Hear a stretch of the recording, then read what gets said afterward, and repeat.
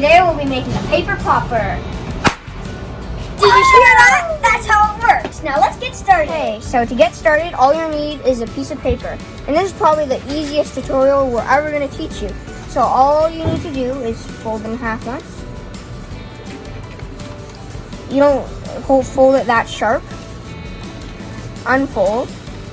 Fold to the line you just made. Do it again. Fold to the edge. Everything doesn't have to be perfect on this. And then just fold in like that.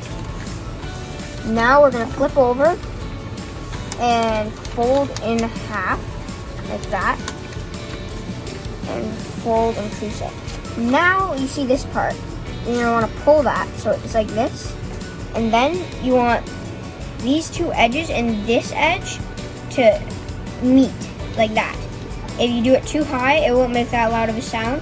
Too low, it won't make a sound at all, like down here. It needs to be right here. It's perfect. You guys see that? Okay, and that's it, basically. So let's show you how it works and how to fly it, or like pop it. So this is how they turned out, and let's fly. Whoa, did you hear that? So if you liked the video, please like and subscribe, and hit the bell and comment down below if you have any ideas what to do next.